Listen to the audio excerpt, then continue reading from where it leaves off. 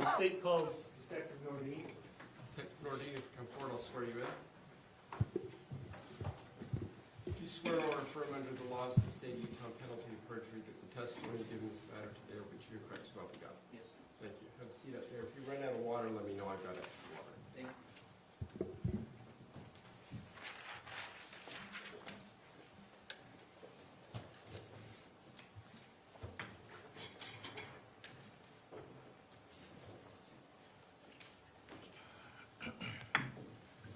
Good morning, Detective Nordin. Good morning. Will you state your name and spell your last name for the record? My name is Joseph Nordin. My last name is spelled Nordin.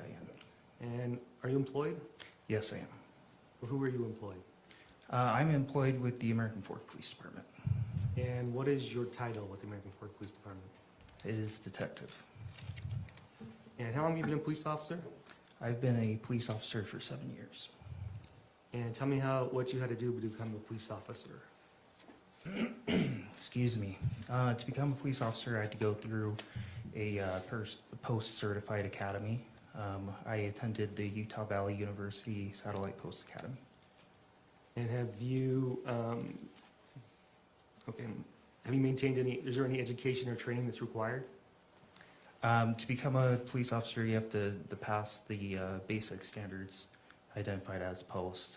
From there is ongoing training that you have to obtain as a police officer. Okay, and were you able to pass all that?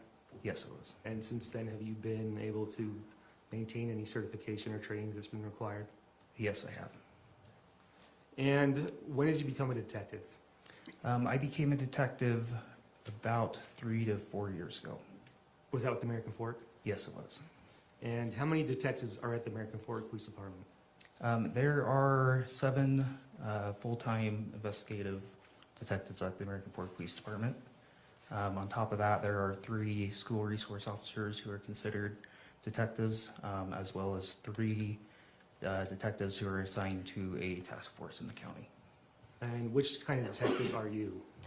Currently, I am assigned to a task force, a countywide task force, but I am still employed by the American Fork Police Department. Okay, and as a result of that job, does that change your appearance at all? Yes, part of this, the task force that I'm assigned to, we primarily investigate narcotic investigations. So my day-to-day currently involves a lot of surveillance and blending in, not trying to be noticed as a police officer. Okay, so what have you done to help blend in? I've grown my hair out, grown my beard out. It doesn't look like a standard patrol officer. What kind of crimes do you investigate as a detective? In 2024, I was assigned as a general investigator. I would investigate crimes against persons, property crimes, sexual assault cases, everything from burglaries to including homicide. Okay. And how many homicides have you been a detective on previously? Before this case, I helped investigate 2 prior homicides. Okay, and are you familiar with this case? Yes, Sam. And what is your relationship to this case? What is your role in this case? In this case, I was assigned to be the case manager, the lead detective in this investigation. Okay, and is this the first homicide you've been the lead detective on? Yes, it is. Tell me about when you first became involved in the case. Do you recall what day that was? Yes, I do. And when was that? So that was July 12th, 2024. I was called by my direct supervisor, Sergeant Lunt, who informed me that there was a shooting, and he asked me to respond to the scene to help with the investigation of the shooting. Okay, were you the lead detective at that point? No, I was not. Do you recall about when you responded to the scene? Yes, I arrived at the scene approximately between 10:30 and 11 p.m. that evening. Okay, and tell me a little bit about the neighborhood. What kind of neighborhood is it? So this neighborhood is a gated community made of condos and townhomes. It is known as the Haymaker. I'd like to show you, is it gated all the way around the community?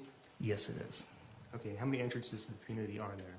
To my knowledge, there's two gated entrances to the community. And about how many residences are within the community? There's approximately, I would say, 50 to 100 separate residences inside the community. Okay. I'd like to show you this marks as States Exhibit 100. You recognize what that is? Yes, I do. And what is it? So this is a picture of the entrance and exit to that Haymaker community from the 900 East roadway. Okay. And which way did you go that night to get to the residence? This would have been the way I entered the residence. And when you got there, was the gate locked? Yes, it was. And how did you get into the gate? As police, we have codes for to access these gated communities. There's general public safety codes that are given to access these communities. Does it fairly and accurately represent what that community looks like Yes, it does. from that gate? That gated entrance, yes, that does look like what it looks State like. would move to admit and publish States Exhibit 100. Any objection? So ordered, thank you.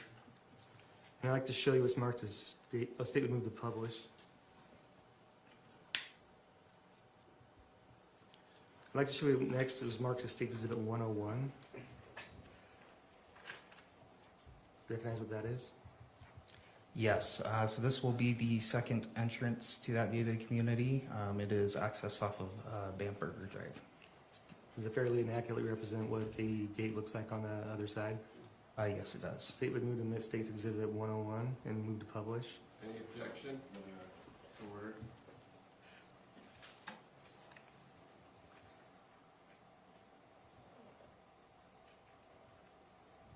Now I'd like to show this marked as States Exhibit 102.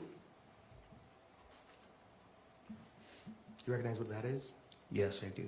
And can you tell me what it is? So this is a map overview of the gated community. And in this picture, there is a red line dictating where that gate runs around the community. Does it fairly and accurately represent what a map of the community looks like? Yes, it does. State would move to admit States Exhibit and publish 102. Any objection? No, Your Honor. So ordered, thank you.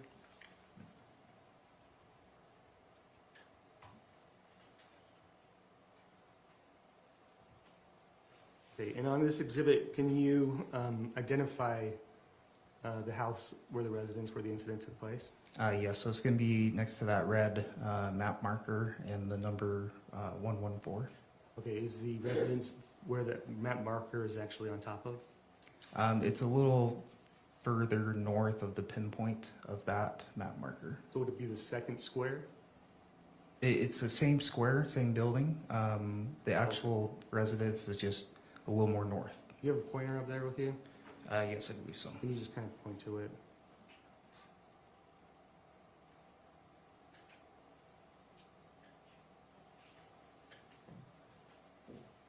Address witness? Of course.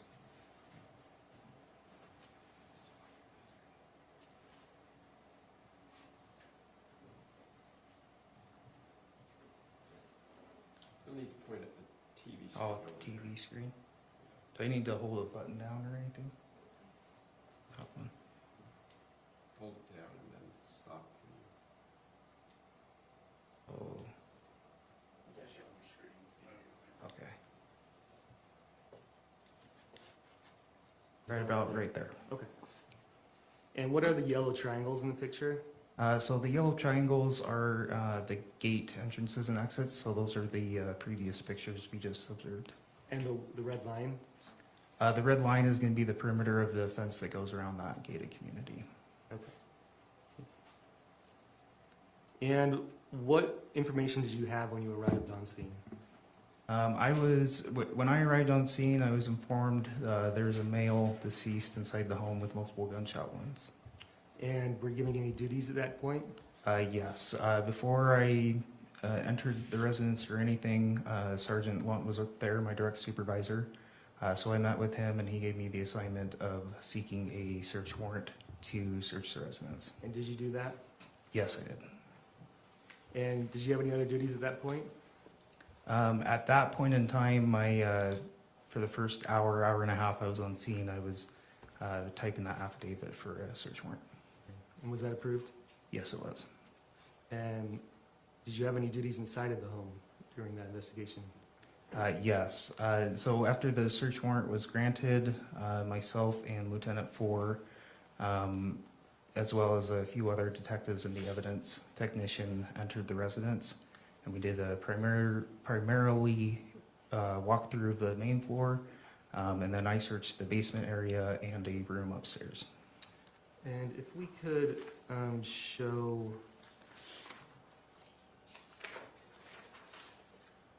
State's Exhibit 46.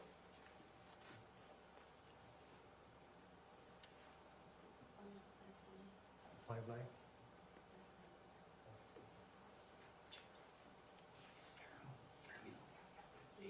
86, sorry, 86, I'm sorry. If we go ahead and play that.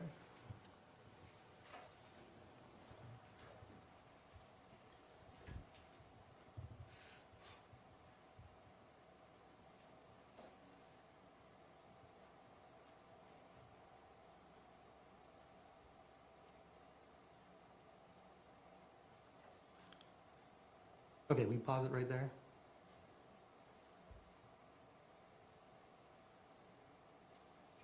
Can we go back to that?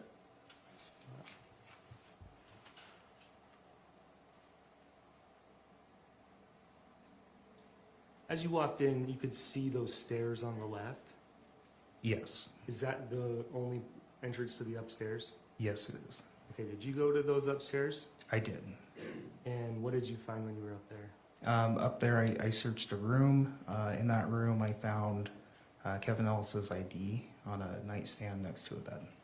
And did it appear that anybody else had been living in that room? No, it did not. And what else did you find in that room? In that room, I found a rolled up dollar bill resting on top of a card, both of which had a white powdery substance on them. And did you find anything? Sorry, Judge. The Pharaoh keeps playing. Okay, we can pause it right there. Feels distracted. Sorry, we can just pause it right there. So where, can you point on with your pointer to where the stairs are, feet up? Yes. So I'm sorry. What was your last question? If you could point to where the stairs go up to I mean before that. oh, about the bedroom? I'll get back to that in a second. Sorry. Question was, is with any sign of anybody else living there, and the answer was no. Okay, so the stairs, that's where you went upstairs? Correct. So the red marker currently is on the bottom of the stairwell. And how many bedrooms were upstairs? To my recollection, there's 3 bedrooms upstairs. And inside of the bedroom, where you said you found a rolled up dollar bill with cocaine in it, where did you find that exactly? So that was on the same nightstand where Kevin Ellis's California ID was located. Did you find anything else that was located of evidentiary value on that nightstand? Yes, on the same nightstand there was a cell phone, which was determined to be Mr. Ellis's.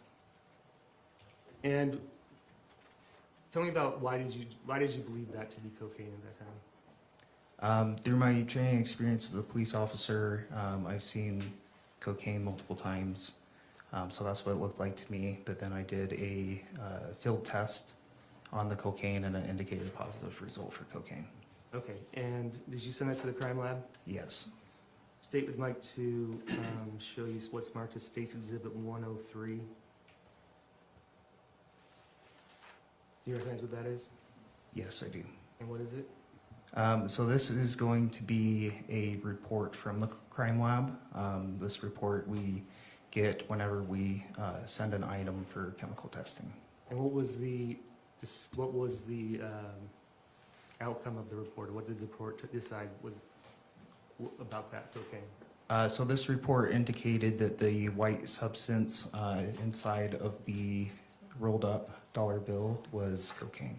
State would move to admit and publish State's Exhibit 103. Thank you, so ordered.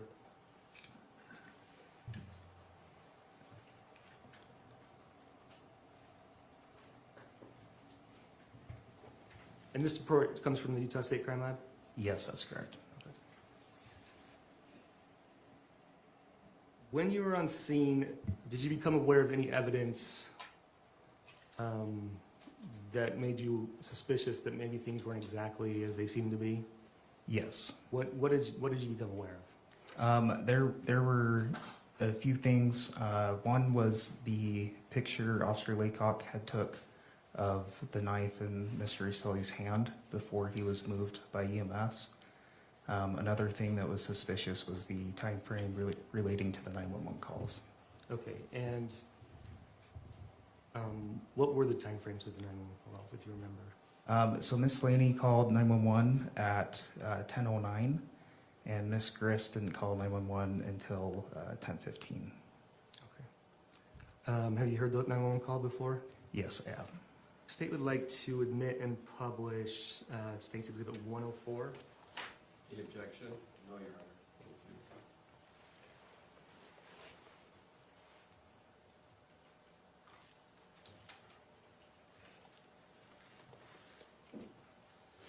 Thank you. $24, $22, $15, $45. 911, what's the address of the emergency? 114 South 920 East American Fork. Okay, tell me that one more time to make sure that I got it correct. 114 South 920 East. Okay. And is this Caitlin? No. Okay. What's your phone someone number in shot. case we get disconnected? 801-651-2695. And My daughter, Tracey. Okay. My daughter's husband came here.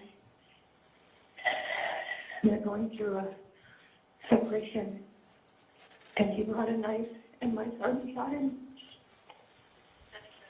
Okay, I need an ambulance. okay, I understand. And it's at this home? Yes, And who is it to you? Your husband?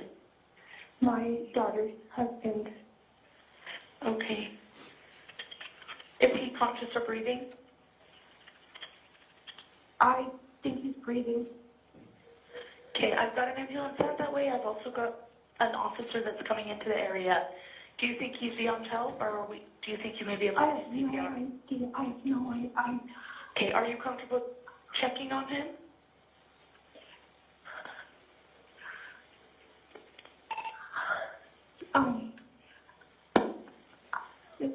Where is the gun at?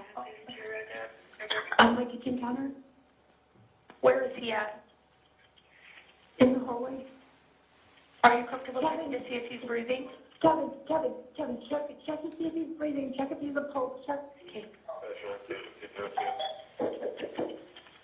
That may be the officer. Somebody needs to go let them in. Okay. Okay. Fine. Okay, they're here. They're here. Okay, I'll go ahead and let...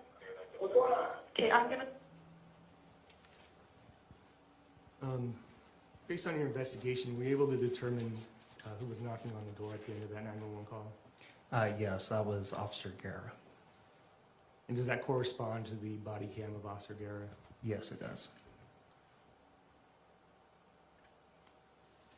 And who did you arrest that night? That night, Kevin Ellis was arrested. Did you arrest anybody else? No, not that night. And did you take any electronic devices that night? Yes, that night, Mr. Ellis's phone was seized, as well as Catherine Restelli's phone. Matthew Restelli's phone was also seized, but that was after the autopsy. And why, does it help your investigation to seize phones? Yes, it does. How does that help? When we seize a phone and obtain a warrant to search that phone, we can go through and see electronic data, which can assist in corroborating statements from witnesses, as well as establishing timelines and that sort of thing.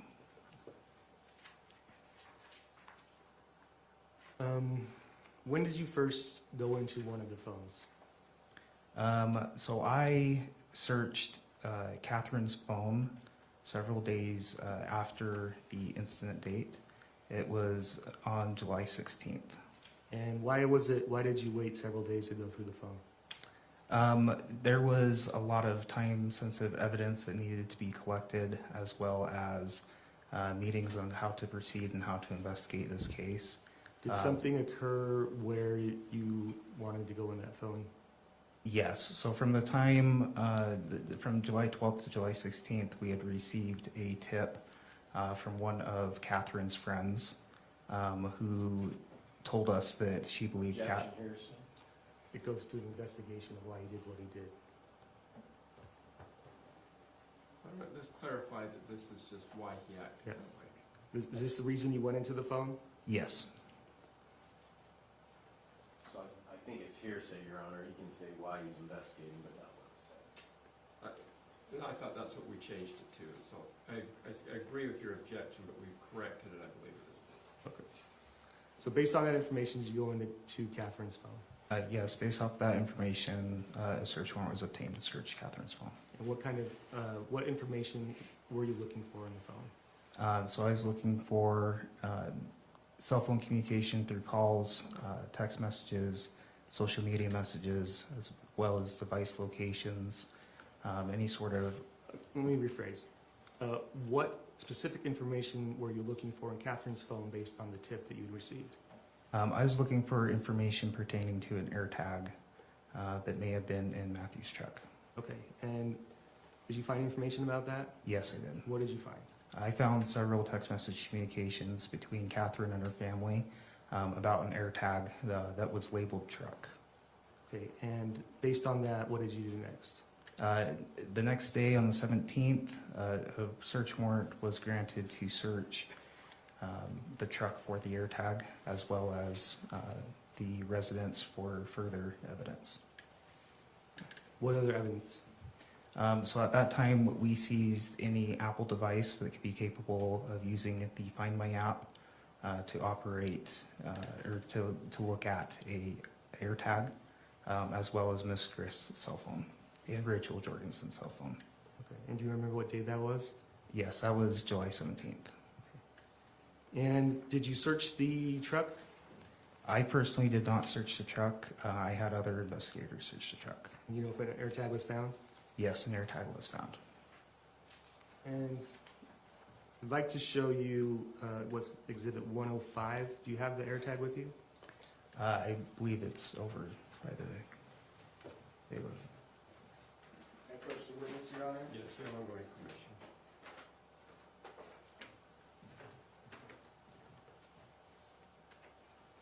Do you recognize what that is? Yes, I do. And what is that? So this is the AirTag that was found inside of Matthew's truck. The state would move to admit that into evidence and to show the jury, publish to the jury. Any objection? No, Your Honor. Right, please proceed. While we're here on some of the physical evidence, I'd like to show you the knife again, which is State's Exhibit 46.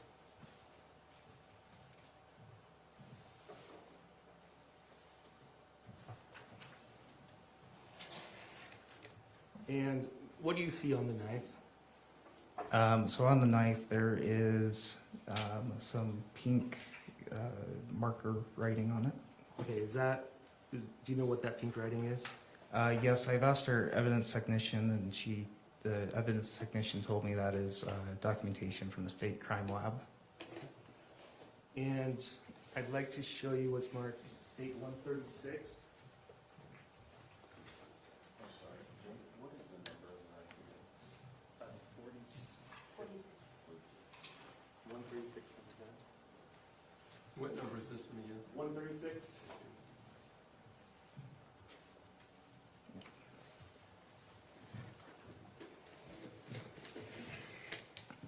And do you recognize what that is? Yes, I do. And what is it? This is the gun that was found on scene on July 12th. State would move to admit State's Exhibit 136 Any objection? No, Your Honor. and would move to publish. So we're, Are you okay to come down and kind of show the jury, just in front of the jury? Sure. Do you want me to show all three items? Sure, that'd be great.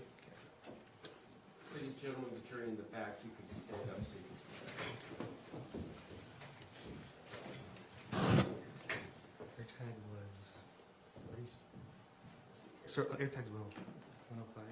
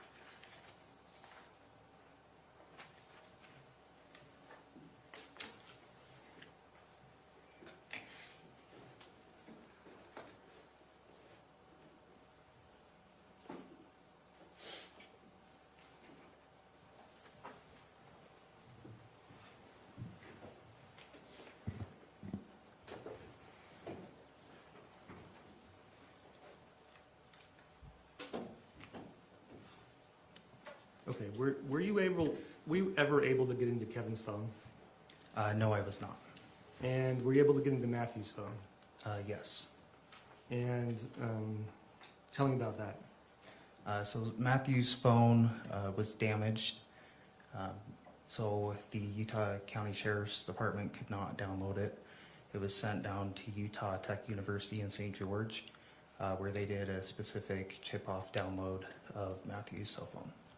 And were you able to get into Kate's iPad? Yes. And what did you find on Kate's iPad? On Kate's iPad was the voice recordings between herself and Matthew.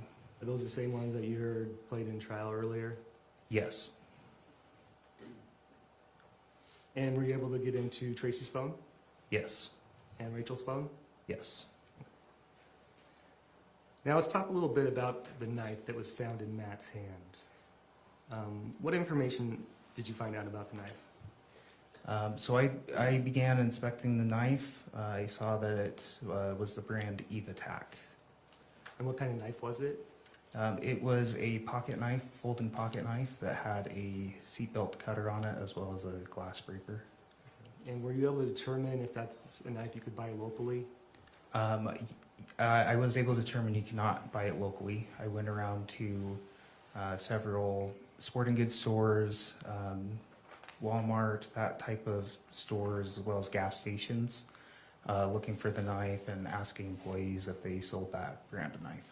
Okay. And so, based on that, did you try to do anything else to learn more about the knife? Yes, I did. And what did you do? So I did a Google search of the brand name and found that a company in Australia with an Australian website used to sell that knife, but they no longer did at the time I searched it. Okay. Did you find out any more information about that? Yes, I did. I emailed that Australian company for information regarding the knife and their products associated with it, as well as if I could send them legal correspondence. And did you get a response? Yes, they told me, the Australian company told me through email that they had sold that portion of their company off to a US-based company named Ape Survival. Okay. And did you try to get a hold of Ape Survival? Yes, I did. And what did you do? I found the Ape Survival website and I called the number listed on their website. And did you get a response? I did not know. What did you do next? So on the answering machine for Ape Survival, they said customer complaints should email address support@mytacticalpromos.com. Okay, and did you email them? Yes, I did. And did you get a response? I did not. At some point, did you ever talk to anybody that gave you any information else about the knife? Yes. Who? So I was able to look at My Tactical Promos. But one sec, let's back up there real quick. When you were going through the digital evidence, or in the phones in this case, did you find anything related to the knife? Yes, I did. What did you find?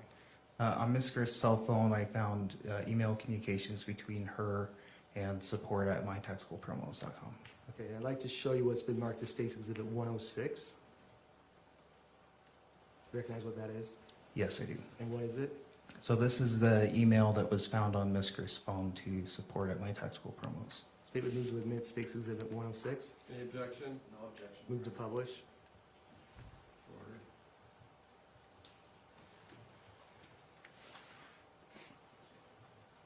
And what is the defendant asking for in this email? So in this email, Ms. Grist emails support@mytacticalpromos requesting to stop the shipment of mystery box gifts to Peter, also known as Pierre Beauregard, as well as Amy McQuillan in Ramona, California. Okay. And were you able to determine what date this email was sent? Yes, it And was. what date was it sent? So this was sent on April 10th, 2024. And were you able to determine if Tracey was in Ramona, California at that time? Yes. How did you determine that? There's text message conversations between herself and Amy McQuillan that suggested she was present at Amy's house, as well as metadata on pictures taken from Ms. Grist's phone that showed the coordinates of Ramona, California.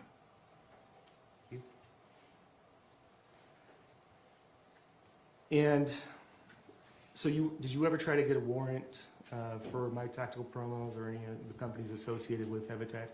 Yes, I did. And what did you do with those? So I was able to find the legal correspondent to My Tactical Promos on LinkedIn. I emailed that individual, requested information and where to send legal correspondence to. That individual emailed me back and said that I could send him a search warrant. Did you send it to him? I did. Did he ever respond? He didn't. He never responded to me after that. Did you try to get a hold of him again? Yes, I did. How many times? Many times. I can't give you a number. So did you ever find anything else about My Tactical Promos related to this knife? Yes, I found an address for the company in the state of New York. Or did you find anything else? Did you continue to search for information about the knife? Yes, I did. And what did you find? Through my searching for information about the knife, I came across a Facebook page for My Tactical Promos. Okay, and what did you find on the Facebook page?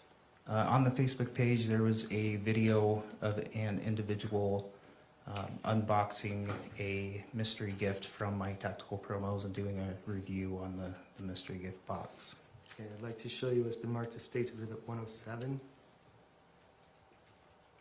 You recognize what this is? Yes, I do. And what is it? So this is the video on the My Tactical Promos Facebook page. Okay, how did you capture this photo or video?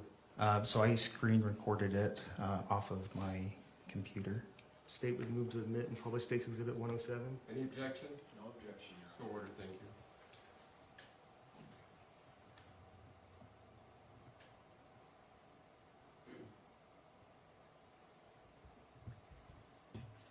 This out. Mystery boxes, these normally cost $60. During the winter, people pay full price for them all day long, but it's summer, and they want to encourage Americans to connect with the outdoors, so they are going to be putting these on ultra clearance and give them away for free. All you have to pay for is shipping and handling on this. A chainsaw, that's cool. So here's one of these boxes. Here's what's been sent out. Last bit in here. So I got a chainsaw, I got some night vision binoculars, I got a water drinking straw, just a thrill of the unknown. cool tactical flashlights, all stuff that I'm actually going to be using in my outdoor adventures.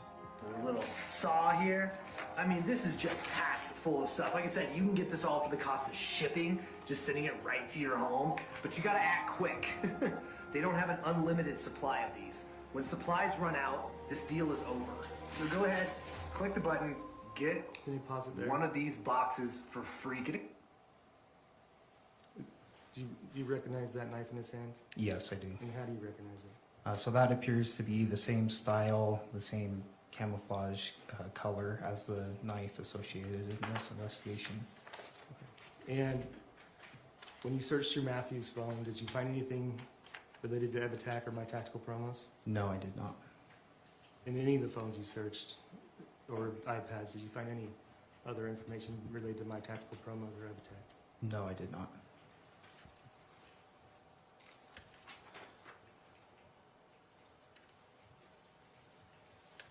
Okay, I want to talk a little bit about some of the conversations and web history that you found on the defendant's phone.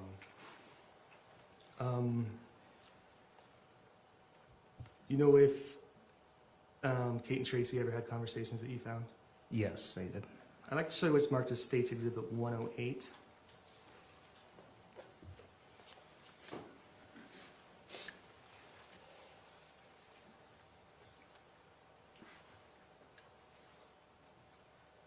Okay.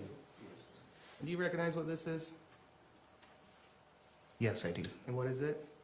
So this is communication between Catherine Restelli and Tracey Grist. This appears to be taken off of Catherine Restelli's phone. Okay, and do you know what date it is from? It appears to be from May 22nd, 2024. Okay, state would move to admit and publish States Exhibit 108. Thank you, no objection noted.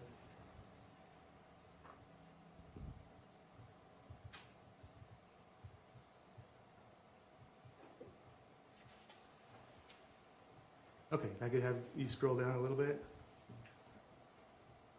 Okay, what is the first text that she says? And who's it from? So on May 22nd at 8:14 a.m., Catherine sends Tracey a text saying, "Awesome seats." We can scroll down, next one. So this, sorry, If you could just keep reading some of those texts. okay. So this text was sent on May 22nd, a little later in the day at about 2:37 p.m. Again from from Catherine to Tracey, and Catherine says, "I hate my life, Mom." Okay. And then if I could have you, read the next text. Catherine shortly after also texts, "I hate that I have kids with Matt." If we could screen down, or the next page on page 3, could you read the text at 3:58 p.m.? Page 3. So at 3:58 p.m., Catherine texts Tracey, "This is so bad right now. I hate him so much." And if you could turn to page 5. You start at the top and read the time and the date. So this will be May 23rd, 2024, at 6:11 a.m. Tracey texts Catherine, "All ready to board. I am early and all set." And can you read the next 2 text messages? Catherine responds, same date, at 7:43 a.m. Yay. The next one. The next text was also sent the same day, a couple hours later, from Catherine to Tracey saying, "Matt redacted all he said about you not being able to stay here. You're more than welcome here." And then the next text at the bottom of the page. Tracey responds, "Okay." And on the next page, on page 6, if you can read those last 2 texts.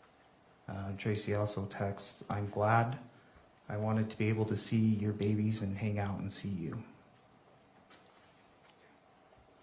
I could show you what's been marked as States Exhibit 109.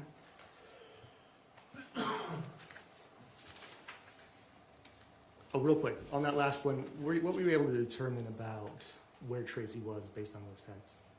So based off of those text conversations, it appeared that Tracey was boarding a plane. Based off of the conversation, it sounded like she was going to at least visit Catherine. Do you recognize what Exhibit 109 is? Yes, I do. And what is it? So this is going to be the web history pulled from Tracey Grist's phone. Okay, and is this the whole search history that you found on the phone? I believe this document is the entirety of the search history found on Tracey's phone. The state would move to admit published States Exhibit 109. Any objection? No, Your Honor. So ordered. And when it publishes.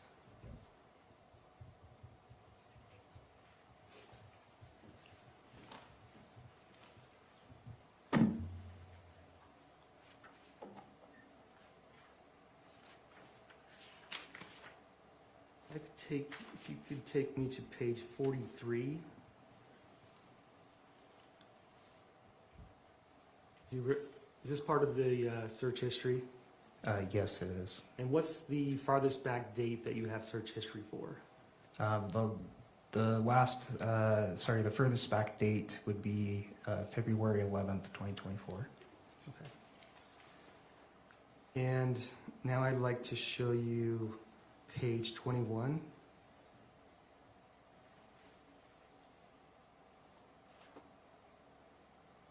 And so after the previous texts, which were on, when were the last texts? If we could go back to page, or to exhibit 108. I believe they were, sorry. Do you recall what the last text message in time was? Yeah, so the last text messages was sent on May 23rd, 2024 at 9:46 a.m. Okay, if we go back to the search history on page 43, what, if anything, did you notice that the defendant searched at 12:10 p.m.? At 12:10 p.m. on May 23rd, Sorry. Excuse me, Judge. What's the page? You drop down to the page number. On the actual exhibit, Yeah, there's a page number right. 21. So, can you? Okay. Thank you. Could you read numbers 28 and 20, 287, 288 and 287? Yes, so the entry listed as 288 was searched on May 23rd, 2024 at 12:10 p.m. It was a Google search asking what scent, I believe that's supposed to be scent, SCEBT, attracts mountain lions. And what was the next search you did? So the next search was the same date, 1 minute later. It is what scent attracts mountain lions to humans. And I'd like to show you what's marked as Exhibit 110. Do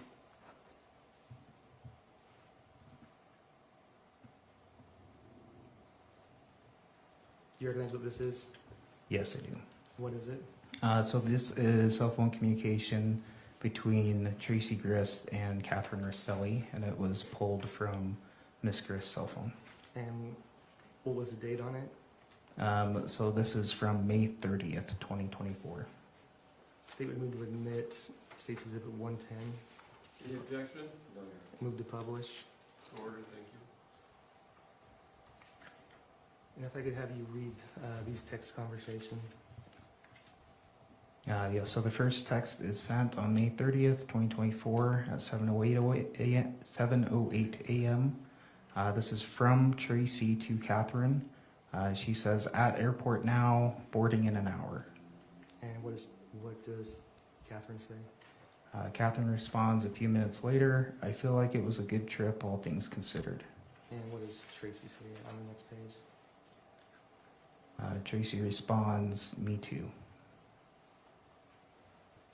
Does this confirm that Tracey had been to California and spent time there? It does appear that way, yes. I'd like to show you what's marked as State's Exhibit 111.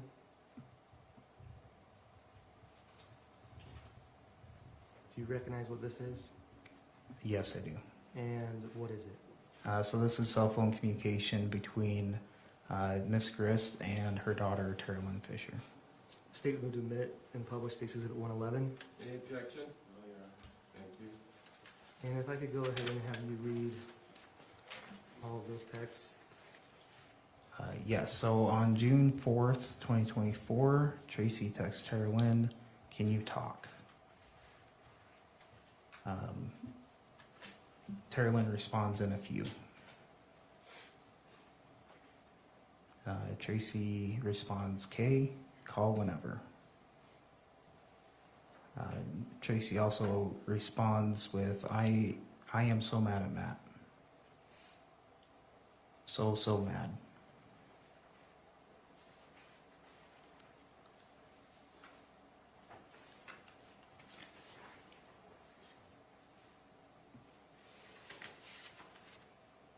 Okay, and if I could show you what's been marked as State's Exhibit 112.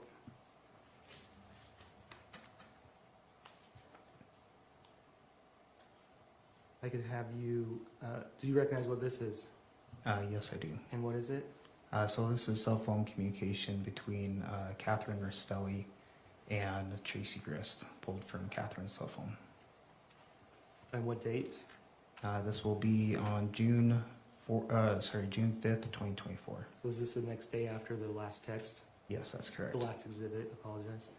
The last exhibit, yes. State would move to admit and publish State's Exhibit 112. Any objection? No, Your Honor. I just have you read the first two texts. Okay, so Catherine texts Tracey, "Matt is a piece of shit. He swears that you said stuff about the camper." And Tracey responds, "He is lying." And I can show you what's been marked as State's Exhibit 113.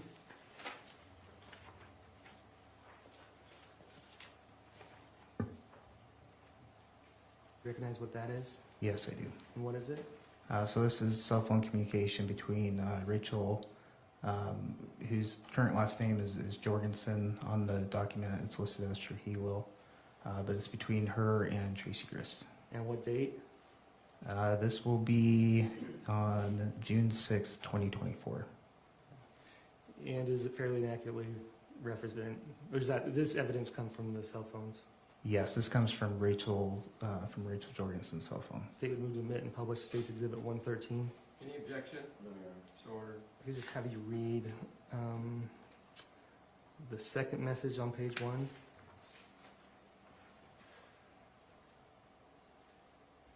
So the second message is sent from Tracey to Rachel that says, "I'll call later and talk."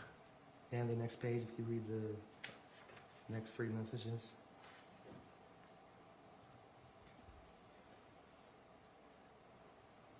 So Rachel responds, "That's okay, sounds good." Tracey then says, "Plus, that made it so I want to kill him. When Katie asked about whatever I had said about her being in the camper too much, which I never said anything, he straight up lied. I'm gonna kill him." And then what does Rachel say? Rachel responds with, "I remember you telling me about that." Okay. And now I'd like to turn your attention back to Tracey's web history. If we could go to page 20 of Exhibit 109. And starting on June 2nd, if we could start with, if you could start with 272. What is the defendant's search? So on June 2nd, around 4:40 p.m., Miss Grist searches Wendy Adelson photos. And do you know who Wendy Adelson is? I do now, yes. At the time, did you know who Wendy Adelson was? No, I did not. And who is Wendy Adelson? Wendy Adelson was the wife of Dan Markell. And who's Dan Markell? Dan Markell is a individual who was murdered in his driveway in Florida.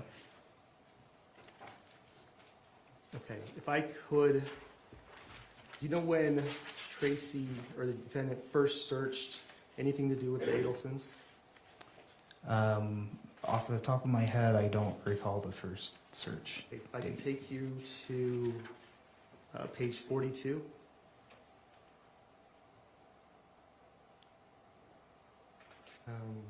Do you see anything about the Adelsons on those, on February 15th, 2024?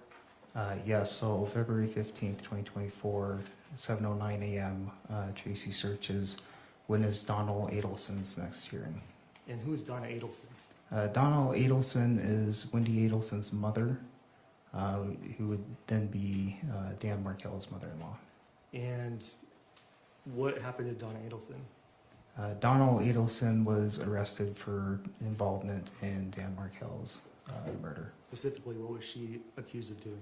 She was accused of conspiring with her son Charlie to hire a hitman to murder Mr. Markell. This is still one. It's just page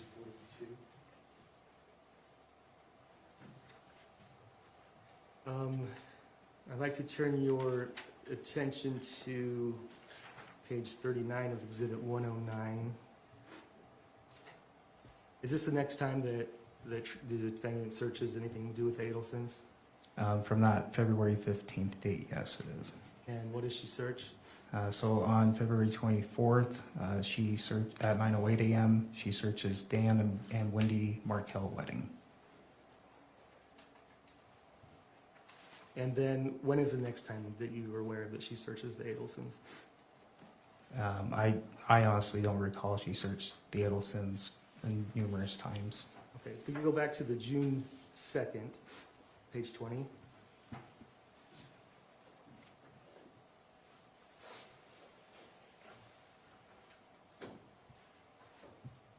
And if we could go up page to page 19. Does she continue to search the Adelsons there?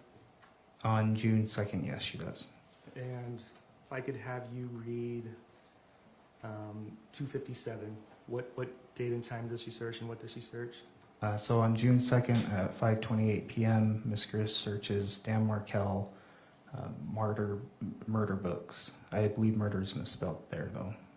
Okay, and if you could scroll up to the top. What does she search on June 3rd, 2024 at 8:17 a.m.? 253? On June 3rd, 2024, 8:17 a.m., Ms. Grist searched grind morphine pill.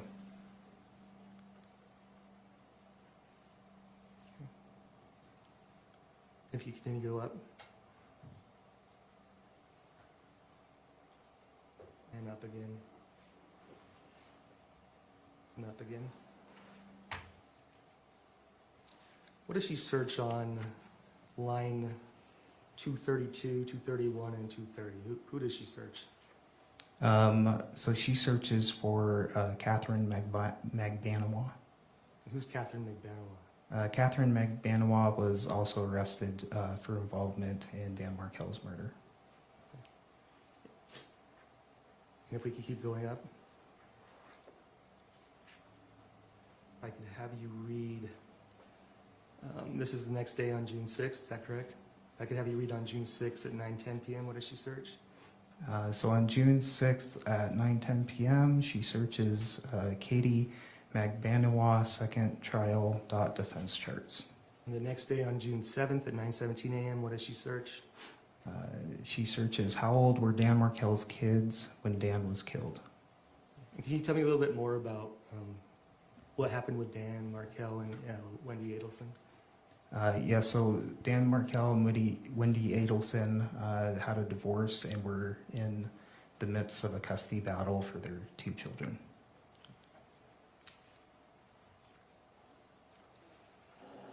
I'd like to turn your attention to State's Exhibit 25. 25? Sorry. No, yes, 25. We just showed State's Exhibit 25.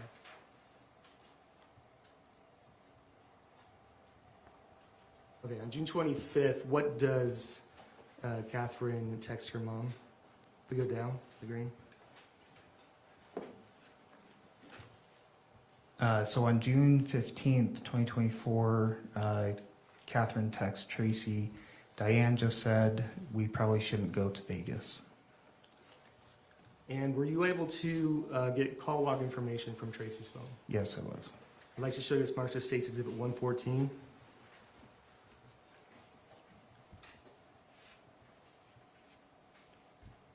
You recognize what that is? Yes, I do. And what is it? So this is going to be a call log history from Tracey Grist's cell phone. From what day? So this will be on June 16th. Is it the day after Diane canceled the Vegas trip? Yes, Or at least that Catherine told Tracey that she canceled the Vegas trip? correct. State would move to omit and publish State's Exhibit 114. Any objection? No objection. Thank you, so ordered. And if we could go to the bottom of the page, or the next, bottom of the next few pages.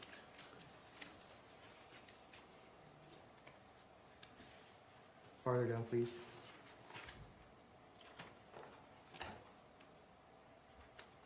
Next page down. Okay, on June 16th, who was the first person that the defendant calls? So on June 16th at 9:19 a.m., she calls Terrelyn Fisher. Okay, is that number, were you able to confirm that that number is Terrelyn Fisher's number? Yes, I was. And how long did they talk for? They talked for 1 hour, 29 minutes, and 28 seconds. Okay, and now I'd like to take you back to the Exhibit 109, page 16.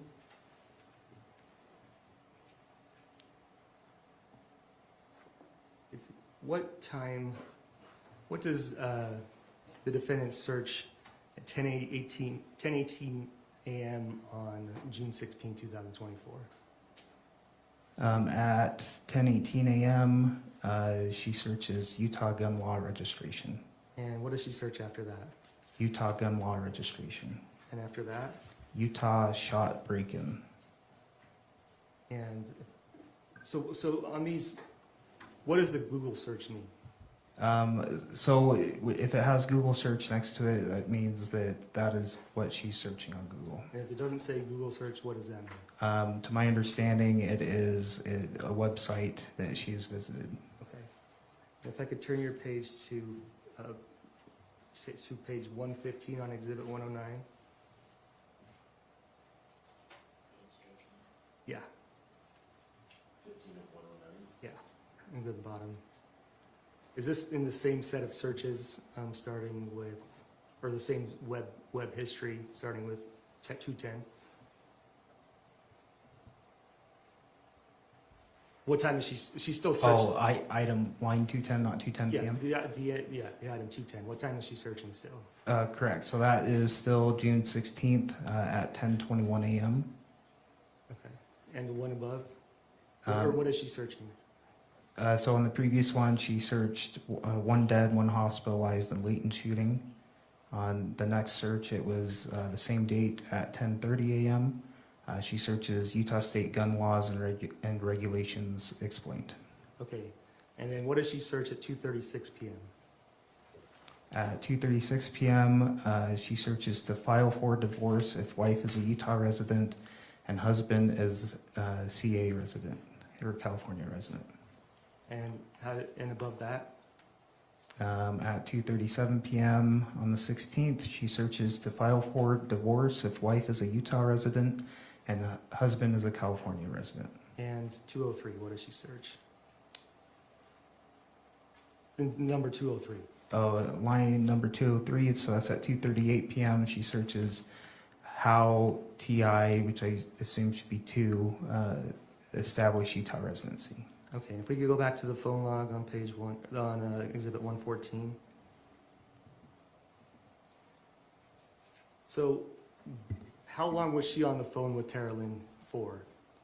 She was on the phone with Terrelyn for 1 hour, 29 minutes, and 28 seconds. Do you know what time that she would have gotten off the phone with Terrelyn on that? So hour and a half from 9:19 would be about 10:50 a.m. And if you could go up to the next page, page 3, in the bottom. Who's the next person that the defendant calls? So on the 16th, her next call is to the Costco credit card. Okay, how many times did she call Costco credit card? It appears twice. And now I'd like to show you what's marked as State's Exhibit 115.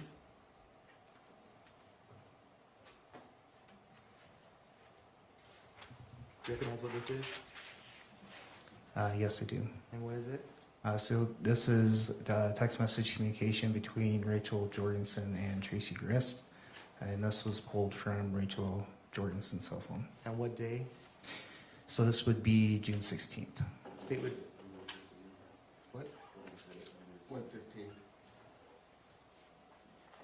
State would move to omit and publish State's Exhibit 115. Any objection? No objection. Thank you.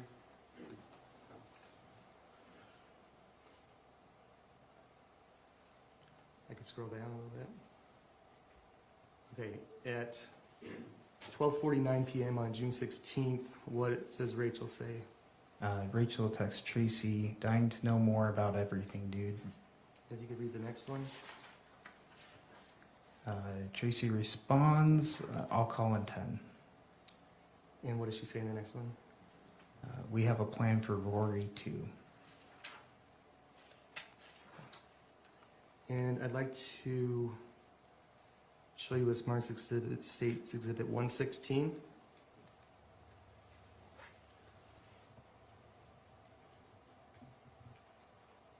And you recognize what this is? Yes, I do. And what is it?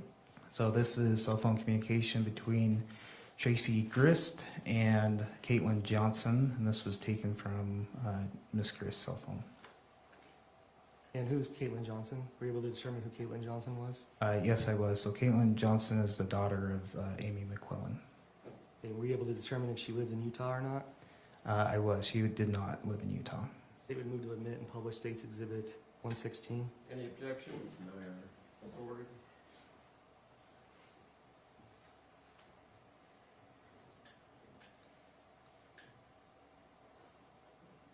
And can you read the top message? Yeah, so on June 16th at 1:56 p.m., Tracey texts Caitlin, hey, Rory was thinking of driving up to Seattle for a road trip, just her. Could she stop and say hi to you? It wouldn't be for a few weeks. She was just making a plan.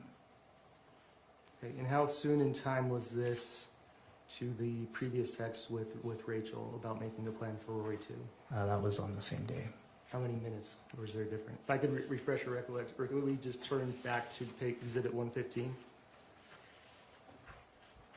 What time was that text sent? So this text was sent at 1:58 p.m. And if I could turn back to 116, what time was that text message sent? At 1:56 p.m. Now I'd like to turn your attention to, I'd like to show you what's marked as State's Exhibit 117.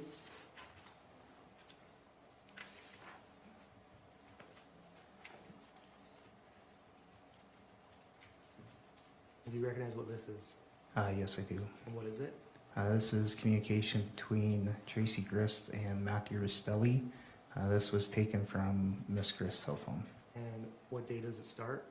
So this starts on June 20th, 2024. State was moved to admit State's Exhibit 117 and move to publish. No objection. All right, thank you so much. This is a little bit longer, but if I could just have you read all of these texts, maybe start with the first one with the time, and if there's a big gap in time, if you could restate the date and the time, otherwise just read the conversation through. Okay. So June 20th, 2024 at 8:52 p.m. Matthew texts Miss Grist, this is Matt Restelli. I need a call back regarding a serious matter. Shortly after he texts, you're wrong for convincing Kate to leave the state. This is a few hours later now at 11:28 p.m. Matt texts Tracey, this is Matt Restelli. I need a call back regarding a serious matter. A couple minutes later, Matt texts Tracey, is this Tracey? At 11:35 on the same day, it appears that there was a phone call. This appears to be like a voice-to-text type text message. And this is from Matt to Tracey. And the text reads, "Hey Tracey, this is Matt Restelli. Can you call me back regarding all of this stuff? Anyways, 951-852-3089. Thanks."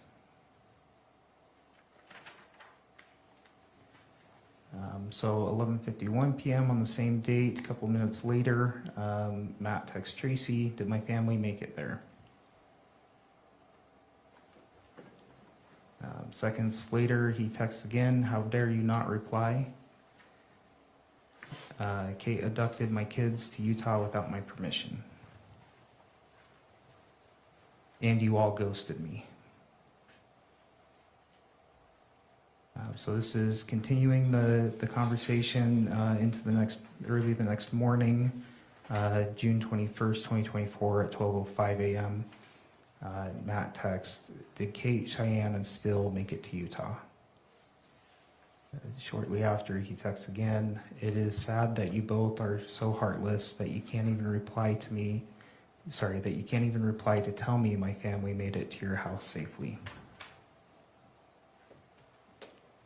At 12:30 a.m., he texts, "Is Tracey not replying to my family's safety? Did they make it there?" About 10 minutes later, he texts, "You missed lots of calls. I missed one from you. Are my kids safe?" Shortly after, Matt texts Tracey, "How dare you play this game? Did my kids make it to your house?" A couple minutes later, safe, yes or no? It's a simple question. If I stop you there, are these messages, will they show if they've been read or not? Yes, they will. I mean, is that what the other time and date stamp is? That is correct. Okay, continue, I apologize. So Matt texts Tracey. So this is still June 21st. This is now 12:50 a.m. He says, "You infected Kate with the need to leave California. Why don't you just live your life and stay out of others and not tamper? This is not okay by any means. How dare you convince her to leave and take kids? I will not forget your involvement in this." A couple minutes later, Matt texts again, "You're so mean to think I don't deserve to know my kids made it to your house safely tonight." So June 21st at 1:01 a.m., Tracey responds to Matt, "Katie and the kiddos are here safe and sound." Matt replies to that with, "Enjoy your short time with them. You will not be welcome in our house again."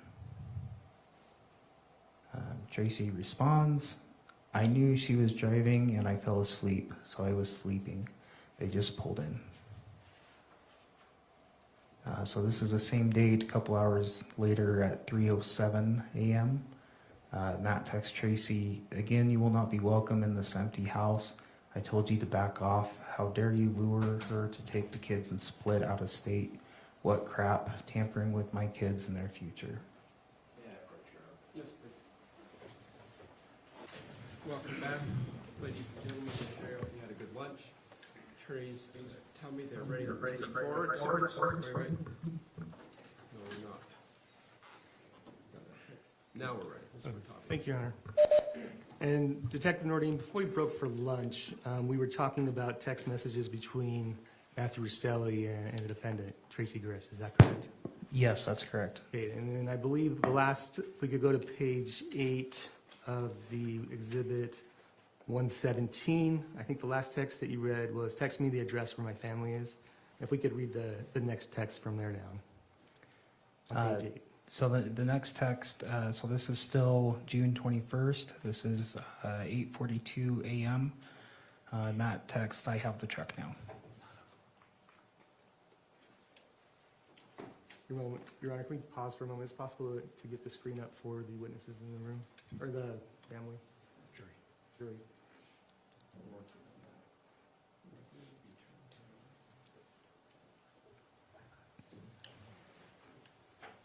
Okay. Okay, if you could start again on,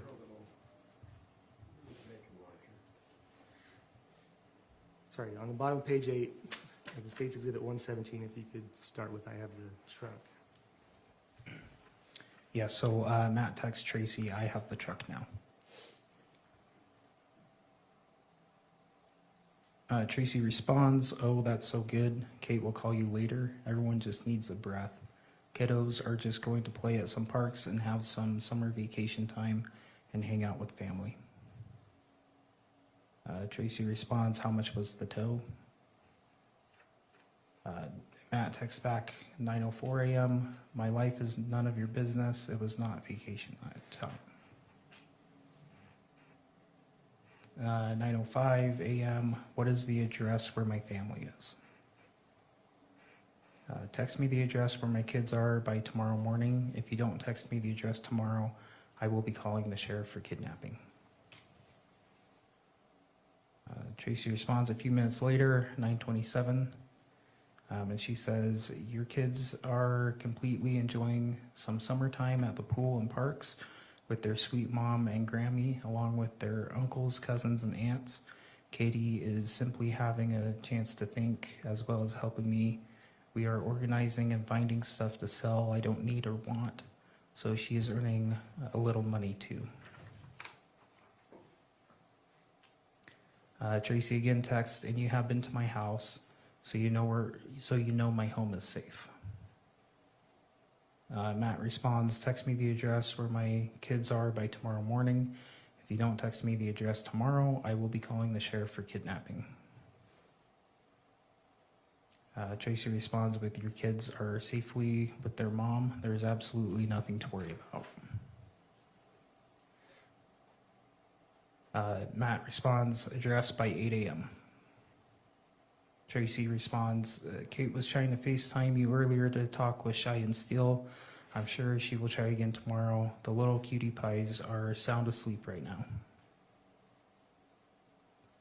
Matt responds, you and her took my kids. There's a common legal requirement to notify parent of address, especially forced and over state lines without consent.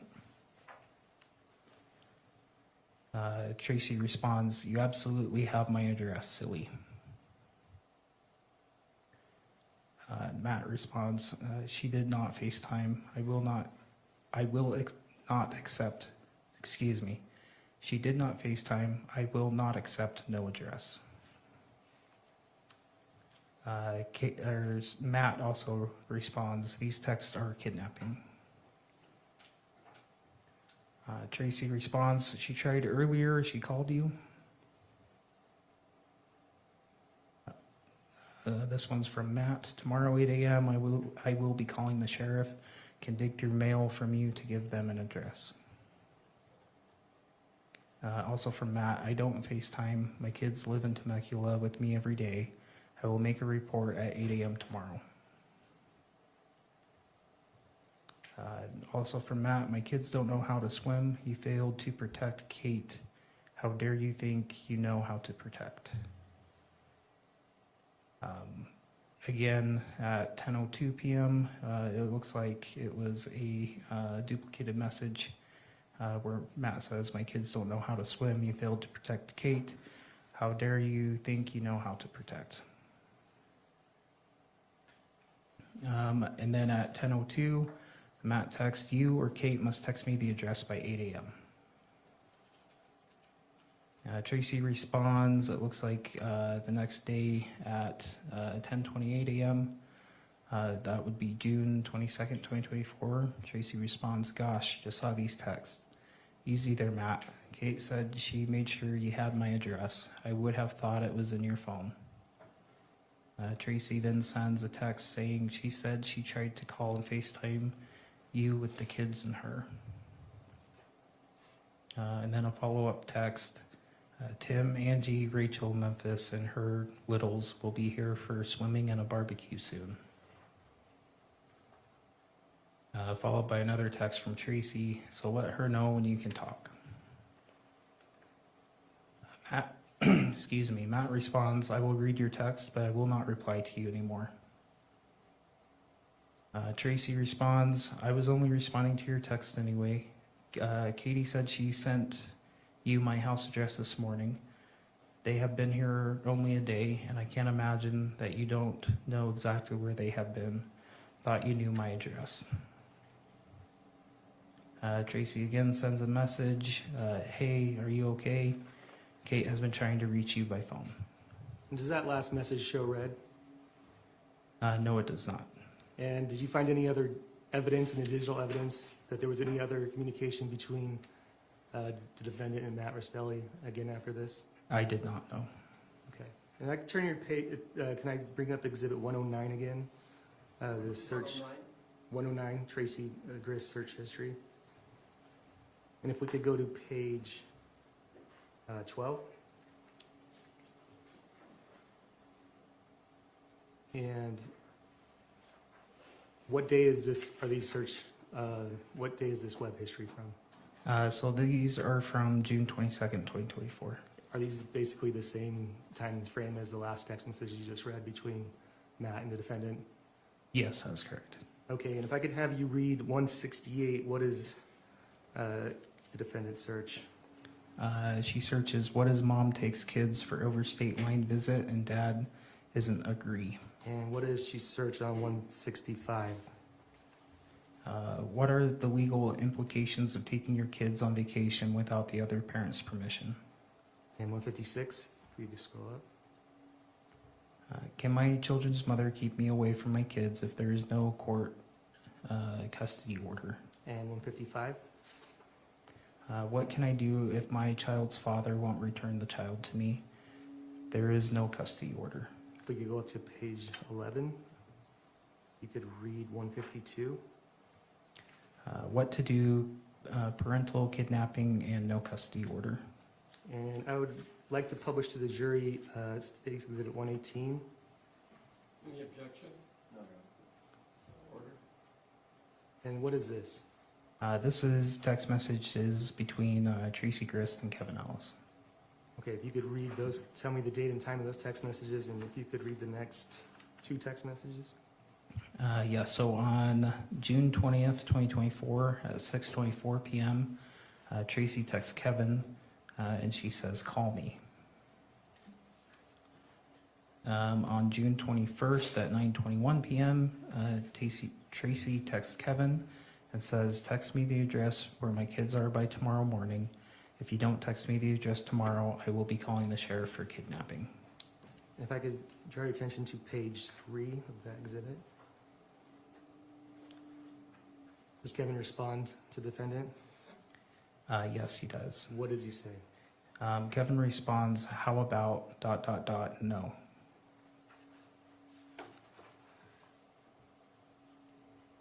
Now I'd like to take you back to Exhibit 109. If we could go to page 8.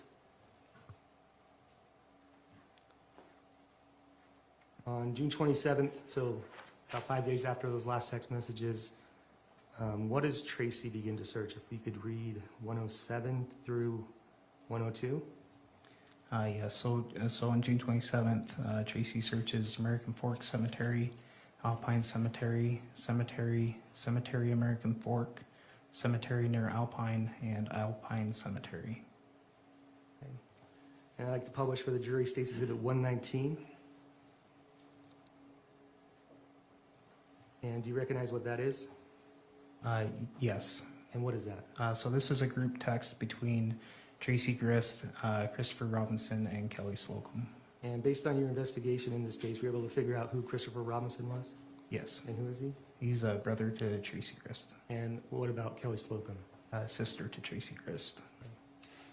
And do you know what date these text messages were sent? If I could move you to the next page.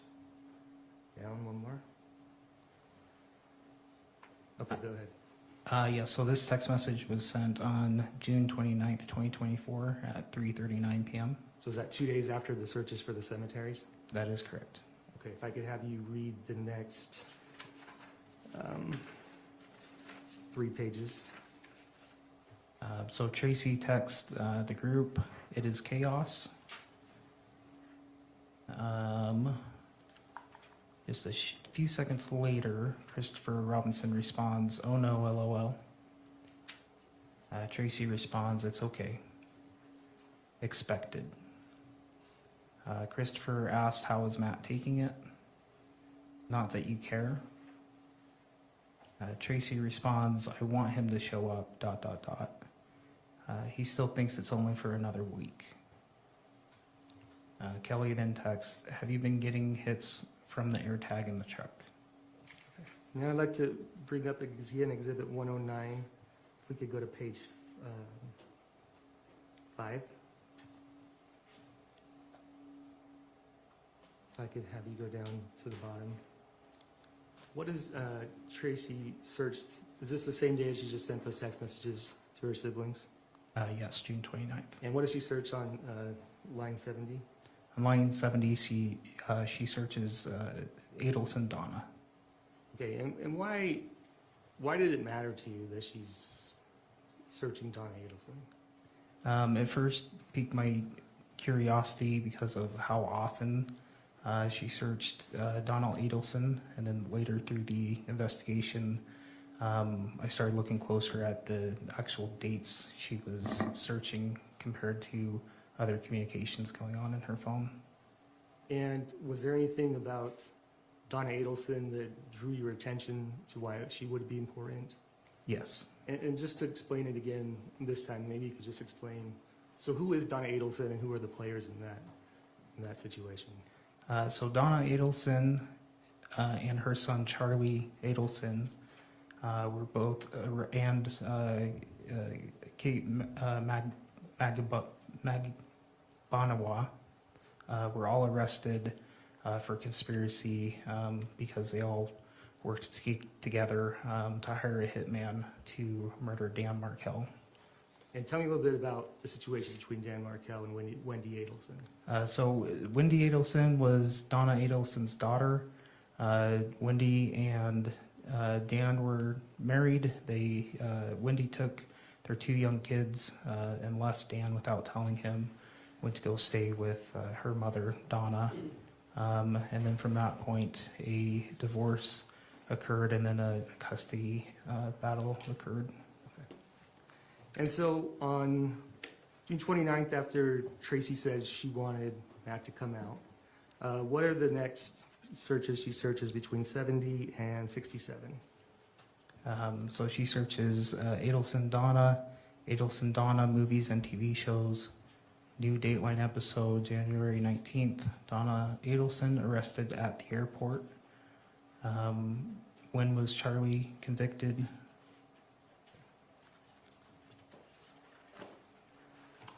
Okay, I would like to show you what's marked to the state. Oh no, yeah, if you could bring up and publish to the jury States Exhibit 120.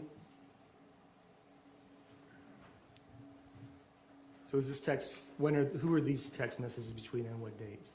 So this is between Tracey Grist and her daughter, Terrell Fisher. And this is just a few days after the 29th. If you could scroll down a little bit. Yes, so this would be July 1st, 2024. Okay, if I could just have you read the next 2 pages of text. So at 11:24 a.m., Tracey texts Terrell, Tara, call Kate.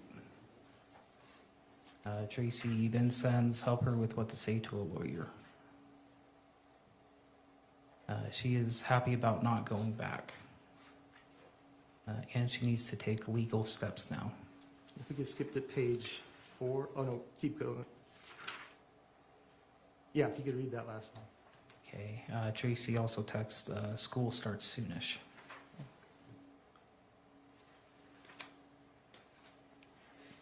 And if we could go to page 4. What does she text? Tracey texts Tara Lynn, this will be July 2nd, 2024 at 6:59 p.m. She texts Tara Lynn, call when you are free. And the next one? The next one, almost half an hour later, and she texts, I'll listen to the lawyer, calls, and report. Okay, if we could publish to the jury 121, States Exhibit 121.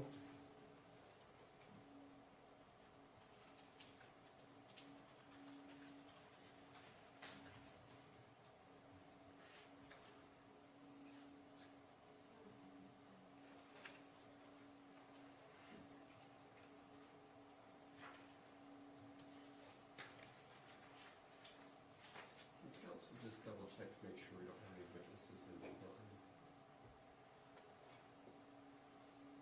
We do not.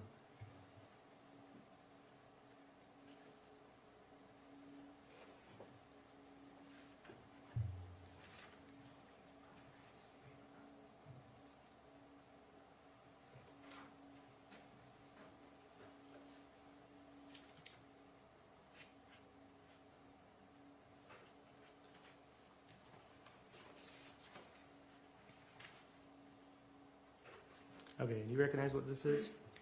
Yes, I do. And what is it? These are text messages between Rachel Jorgensen and Tracey Grist. And if I could draw your attention to the second page, the bottom picture, do you recognize that? Yes, I do. Okay, is that State's Exhibit, I believe 19, that would have been admitted earlier? It's definitely one of the exhibits that have been shown here. I'm not sure of the actual number. Okay, and was this, who sent this message to whom? So this is from Tracey to Rachel. So sent from Tracey to Rachel. On what day? So this will be July 4th, If 2024. you could scroll down a little bit farther. So sorry, it was read on July 4th. It was sent on July 3rd, 2024.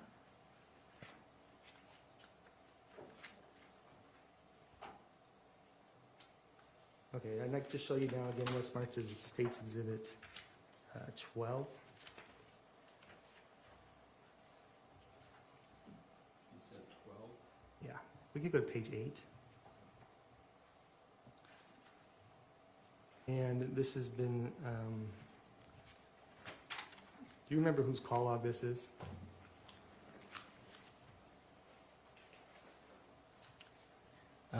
Is this Catherine Restelli's call log?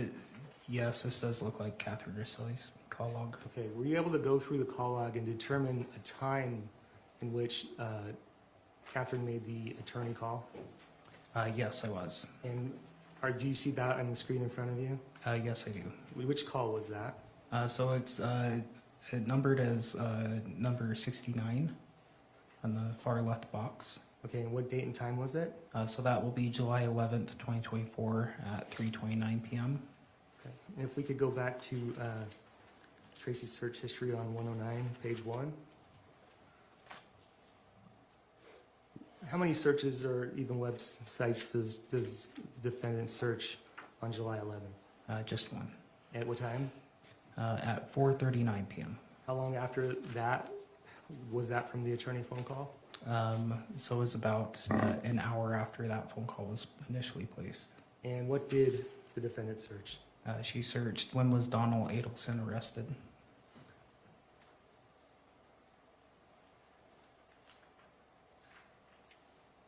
Okay, and we can just go through the day of July 12th. If I could kind of take you through a little bit of some of the texts and the evidence, the digital evidence that kind of established some things. Is that okay? Yes. Okay, if we could go to Exhibit 10.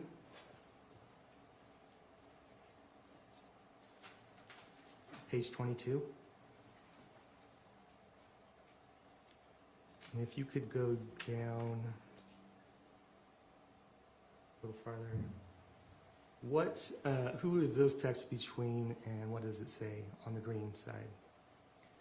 So these are texts between Catherine Restelli and Tracey Grist. On that green bubble, that is sent from Catherine Restelli to Tracey Grist on July 12th, 2024 at 9:17 a.m. and it says he's gonna drive out. And so based on your understanding of this investigation, what did that mean? So this is the first piece of evidence that we have day of that shows communication between Mr. Restelli, Catherine Restelli, and Tracey Grist, of Catherine telling Tracey that Matt is coming that day. Okay, if I take can I publish the State's Exhibit 124?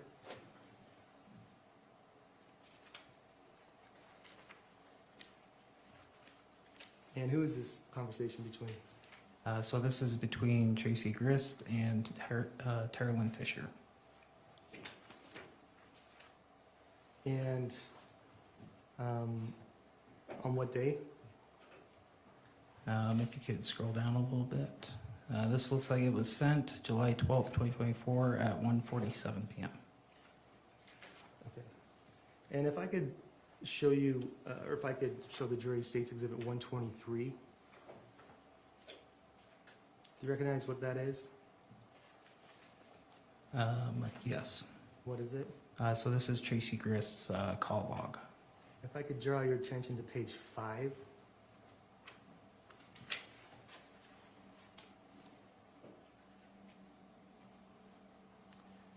And if you could tell me on 42, who does the defendant talk to? She calls Tara Lynn Fisher. At what time? 1:11 p.m. And how long do they talk for?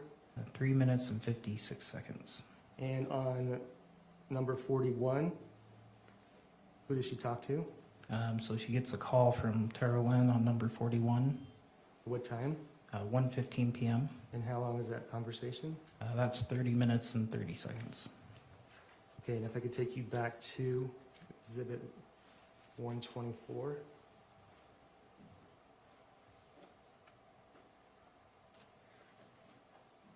What time is this text message? So this is sent at 1:47 p.m. So, right after those phone calls? That's what it appears to be, yes.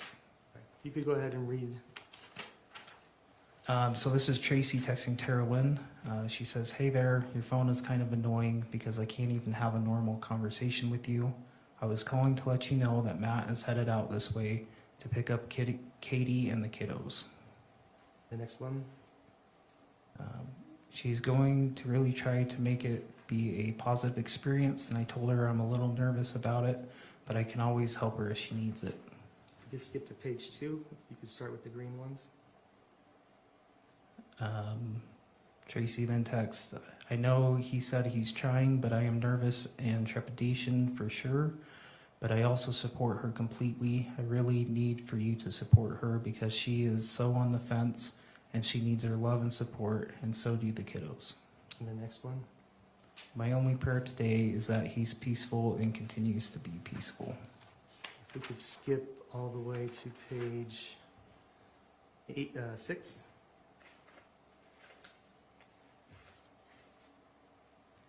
And you go to the bottom.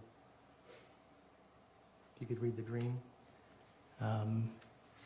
So this is from Tracey to Tara Lynn, and she says, "I was thinking that I would just stay out of the way unless Matt wants to say hi. I think I'll just give them space." And the next page.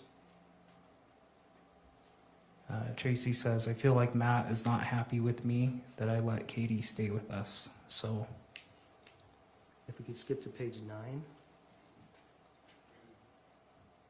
Go ahead and read the top green one. Tracey texts Tara Lynn, "Oh gosh, don't say that. If he stews the whole drive, that would not be good. I prayed to God.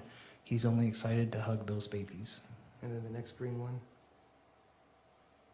"Hey there, I need to focus, so I love you and I'll talk to you later. And I do not like that. Your phone is so ridiculous right now, but I can't imagine how you might be feeling about that dang phone. You probably want to throw it across the room." And if we could go to Exhibit 10.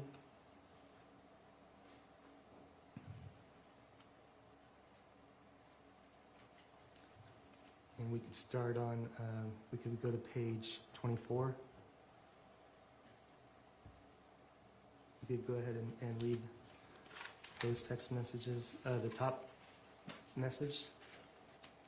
Yes, so this is July 12th, 2024 at 2:07 p.m.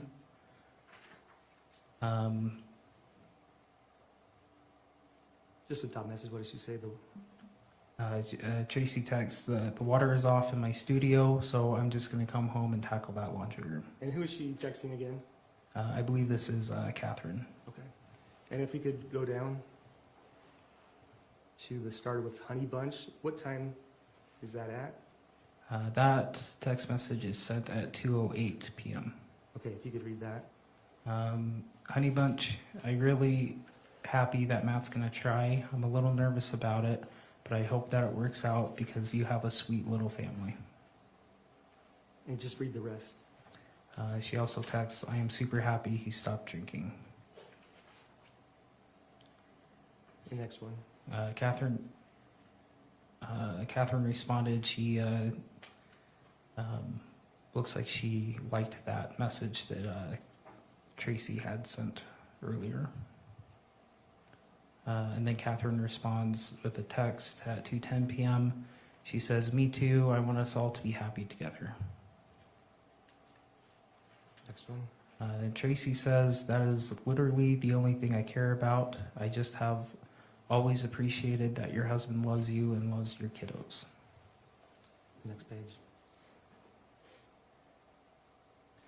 So 2:11 p.m. Tracey texts, you just have to do your best too. I'm coming home so we can talk about it later. You really need to be invested in doing the best you can. I know you have been. I just love you so much. Let's skip to the next blue one. So this is also from Tracey at 2:19 p.m. She says, hey there, please let Matt know that he's welcome to spend the night if he's too tired after driving all day. I promise I'll stay away and I'll be as sweet as candy. Catherine responds at 2:19 p.m. With okay. Tracey then texts again, or else if you guys want, I can give you $100 or so towards a hotel so you can stop if you need to. Excuse me. And what does Catherine respond? Catherine responds with, okay, I'll tell him. Then Tracey sends, I'm not trying to get in your business at all. I just want him to know that if he needs to rest, he can rest at the house, or we can get a hotel room for you guys, or maybe you could just start driving to go back home because he will not have driven all day the way he did. And then she also sends, even a hotel room in St. George might be okay. $200 for a hotel room I can handle, as opposed to the rental car on the way back. And then Catherine responds at 2:23 p.m. with, okay, on the phone with him now. Let's show you Smart Statistics Exhibit 122.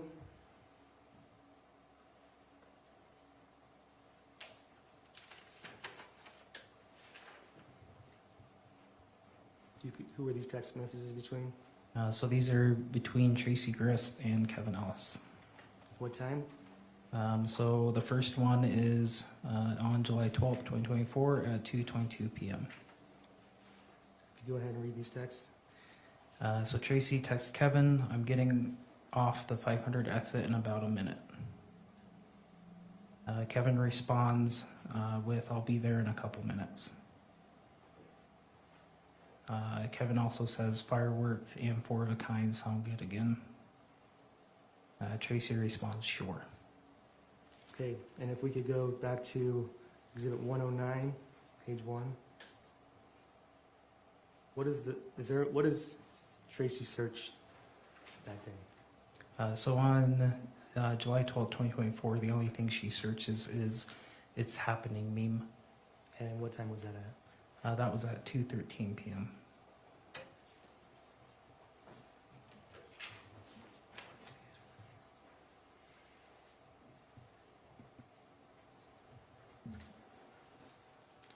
Sorry, a few more questions. What kind of phone did Matt have? Matt had an Android phone. And what kind of AirTag? What is the brand of AirTag? The brand of AirTag is Apple. Based on your training experience, did you find out if those were compatible or not? I did, and they are not compatible.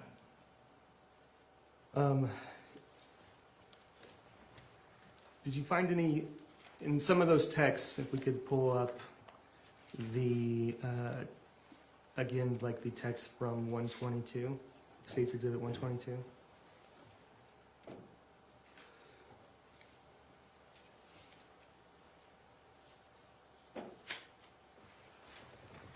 Okay, so on those texts, do you see anything that indicates if those texts have been deleted? Was there anything in the metadata that showed that? No, I don't believe they were deleted. Okay, if I could show you, go back to State's Exhibit 118. Did you see anything on those texts that show that they were deleted? Yes, I did. And does it say what time they were? Or what day? I apologize. Yes, they have the date of July 7th, 2024. Okay.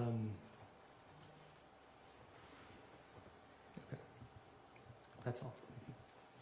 Cross?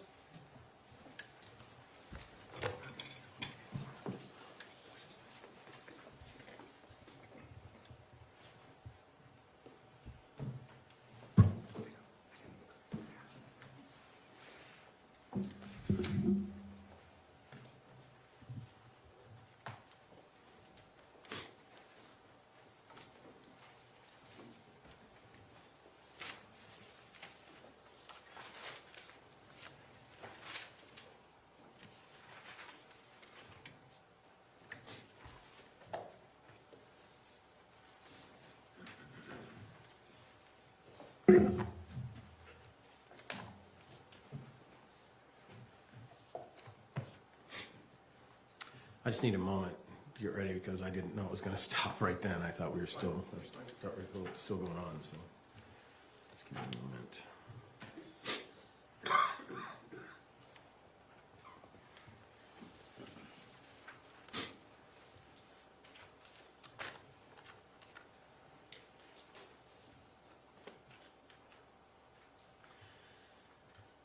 So, sorry.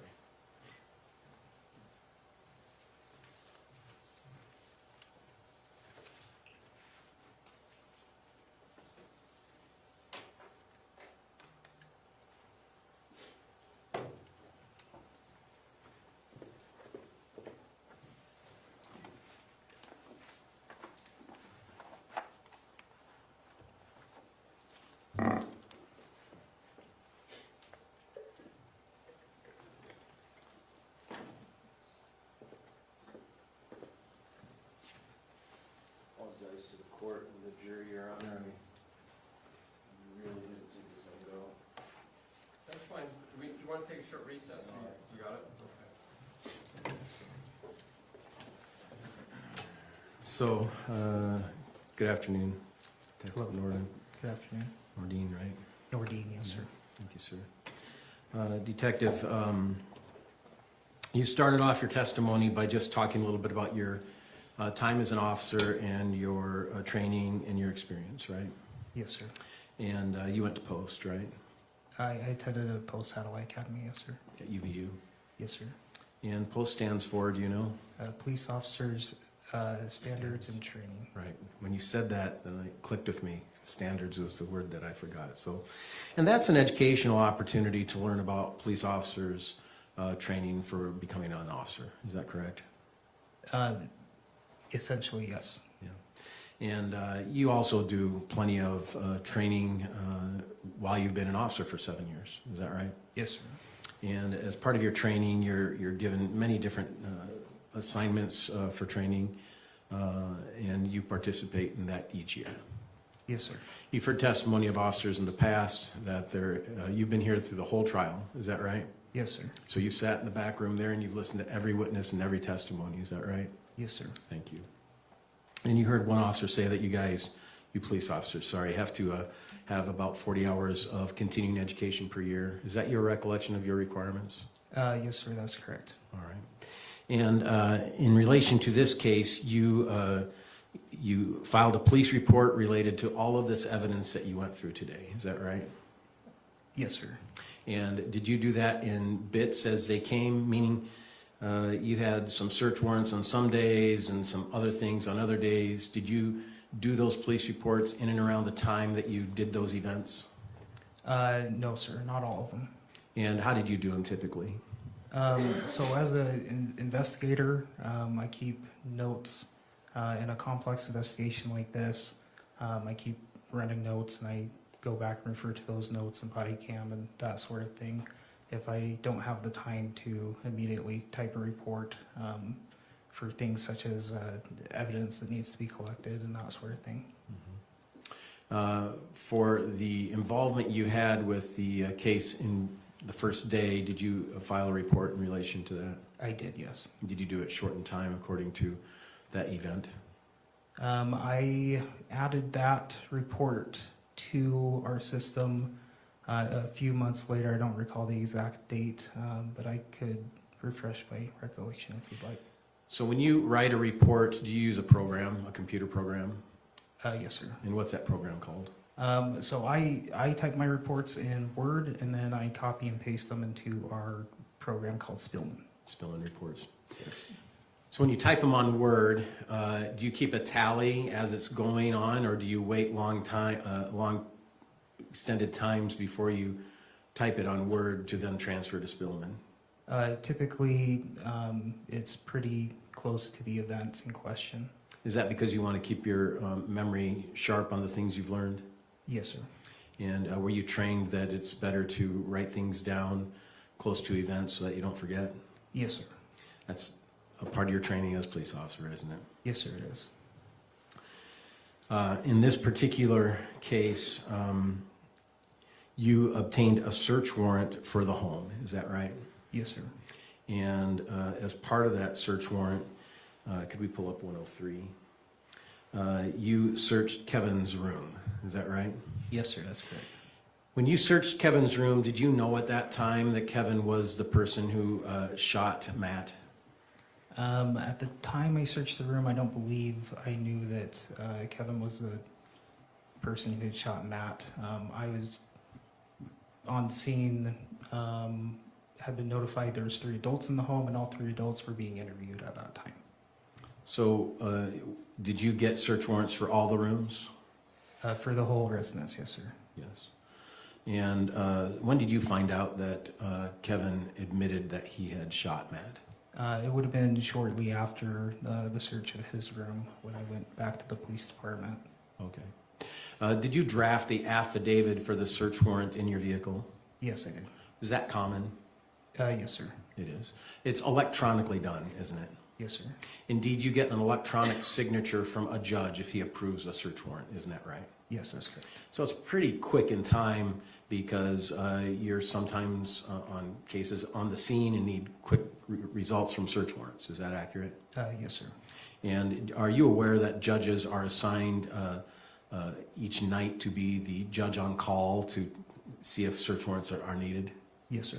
And are you given who that judge is and given contact information in case you do need search warrants?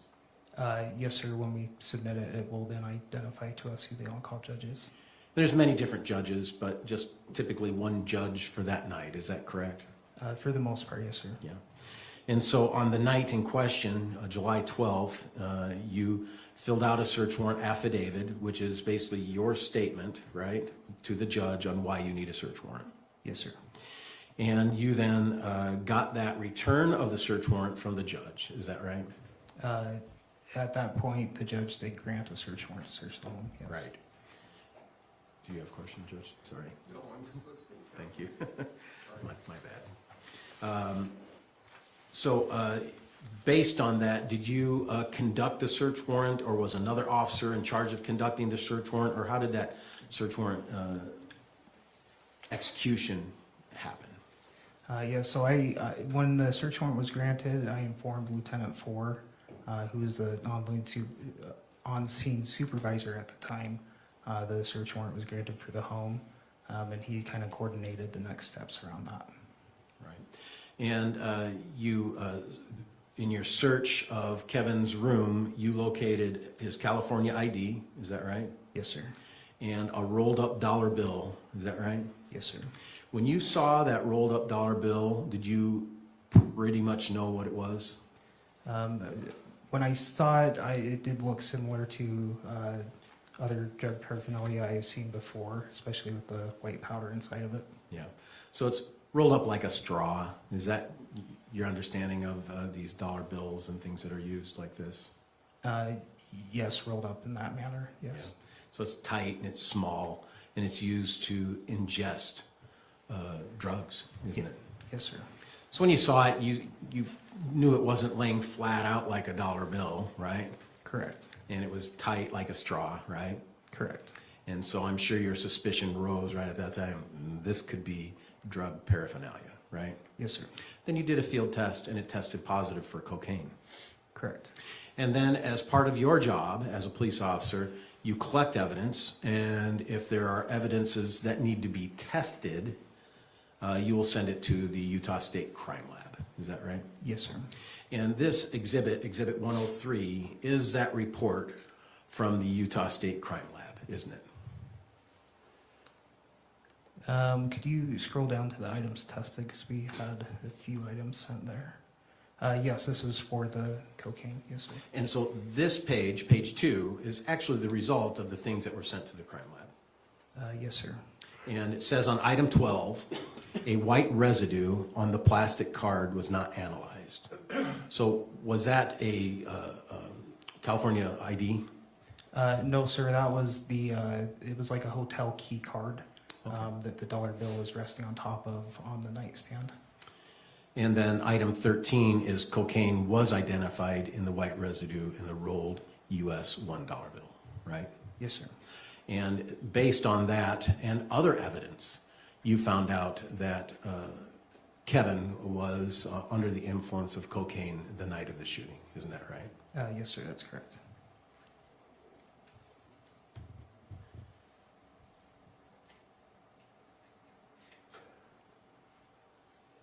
Did you have an opportunity to talk with Diane Restelli regarding this death of Matthew? Lieutenant Four wanted to speak to Diane Restelli, so he assigned himself that assignment. So I have not spoken to her until court proceedings. Okay. Are you aware that during that interview with, is it Officer Four or Detective Four? Lieutenant Four. Lieutenant Four. That he did speak with Diane out in California? Yes, he told me of their conversation. Did he ever ask Diane about Matthew's personality and his character traits? I believe he did, yes. Yeah, and did you ever ask, you're aware that Lieutenant Four asked about whether Matt would carry a knife, aren't you? Yes, sir, I am. And is it your understanding that Diane said he did not? Objection, hearsay, Your Honor.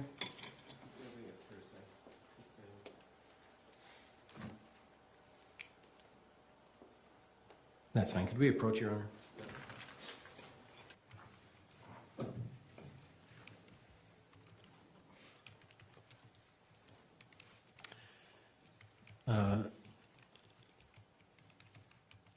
Exhibit 109, can you describe what this exhibit is, Detective Nordin?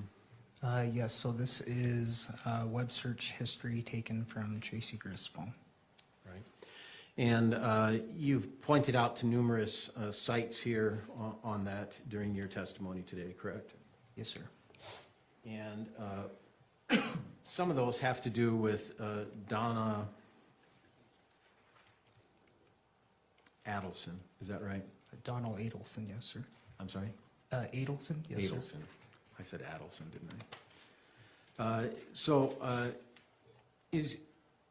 Are you familiar with that case? I just from what I've done my own research on. Are you aware that that case had some popularity in the United States? Yes, sir, I am.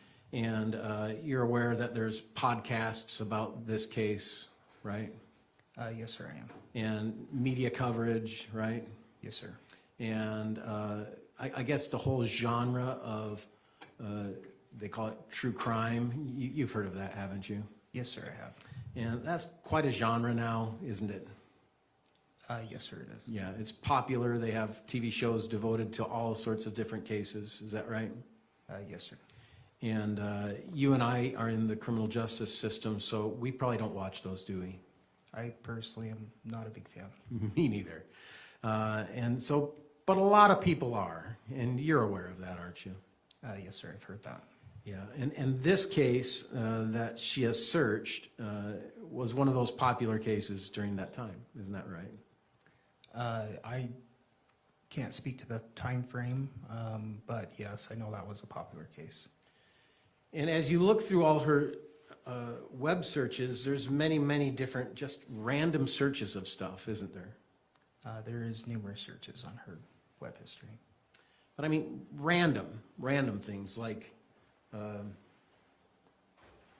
estate sales in San Diego on page 3. Would you be surprised if that's on page 3? I would not be surprised. Like, Thank You, Amy by Taylor Swift on page 4. Just random things, is that right? Yes, sir. I do have some context to the estate sales search. The San Diego estate sales? Yes, sir.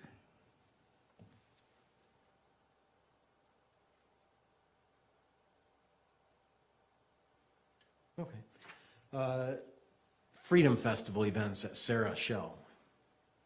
So local, national, all sorts of different kinds of searches on here. Is that accurate? Yes, sir.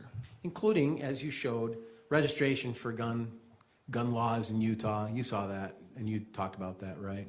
Yes, sir. I did observe that on there. There was also a search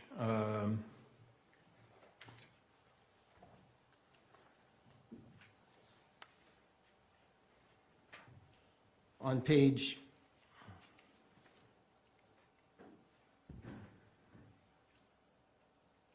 15 about one dead, one hospitalized in Layton shooting. Do you remember seeing that?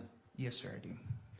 And so it wasn't just this one particular thing of the Adelsons.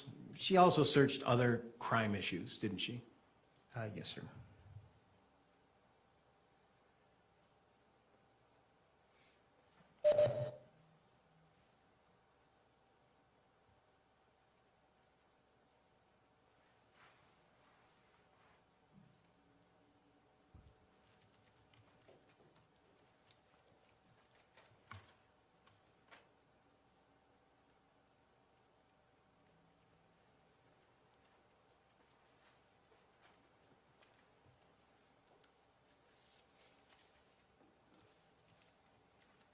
And on Exhibit 118,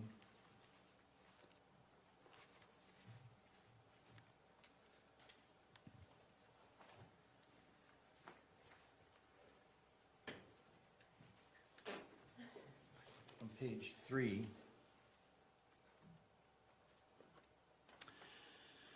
you see that in front of you? Yes, sir. I do.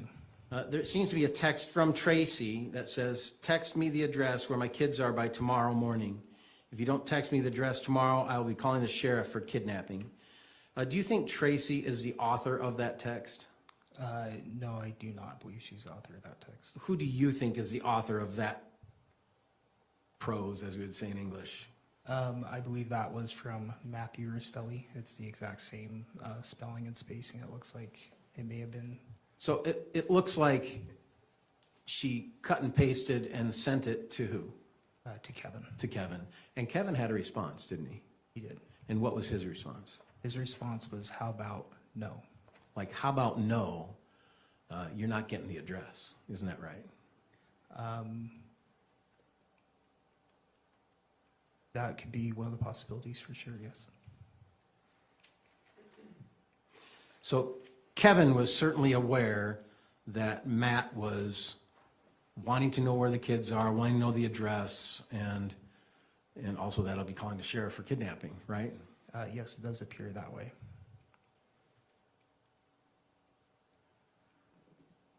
And so it obviously appears that Kevin knew what was going on in and around the house on June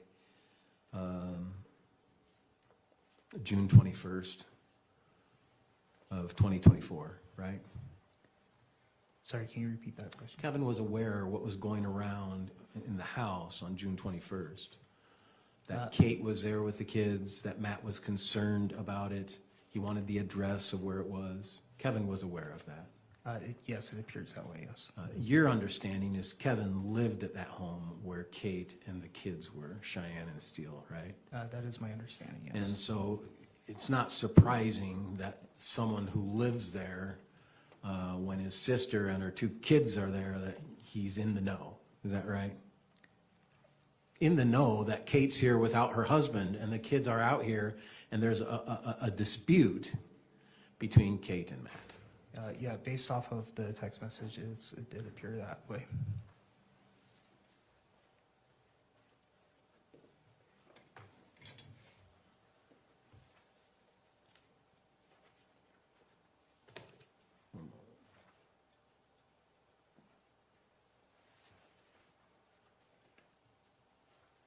We can go to Exhibit 120, page 4. Well, actually, let's go to page 1 on 120 if we can, just to get some context. Exhibit 120 is texting between Tracey and Tara Lynn. Is that Yes, your understanding? that is my understanding. And there's a few pages we have here of those texts between Tracey and Tara Lynn, right? Yes, sir. And this was dated, the first text, June 1st, or no, I'm sorry, looks like July 1st. Would you agree with that? Yes, sir. We can go to page 4. And page 3, I'm sorry, my bad. Page 3, can you read that first text there? Yes, so that first text is from Tracey to Tara Lynn. It is on July 1st, 2024 at 10:44 p.m. and it reads, Karen Reed mistrial. So it seems it's just randomly Tracey is sending her daughter Tara Lynn an information about another criminal case, right? It does appear that way, yes. Yeah. And then the very next one is happy birthday, sweetheart. Isn't that right? Yes, that's correct.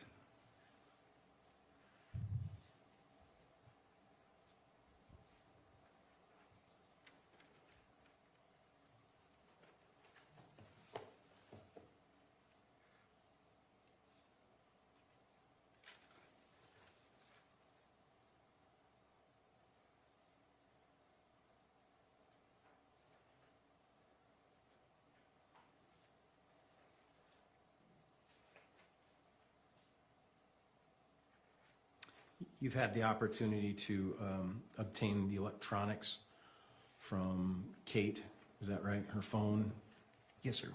her iPad. Yes, sir. You've had the opportunity to listen to recordings, Yes, sir. and you've probably had the opportunity to listen to recordings between her and Matt, haven't you? Yes, sir. And were most of those recordings showing disputing times between Matt and Kate? That they were in arguments? A majority of the recordings did not have arguments in them. What did the majority of recordings have? Just communications, talking about the separation and plans for coming back, and that sort of thing. Coming back to California? Coming back to California, yes, sir. Thank you. No further questions. Thank you. Redirect.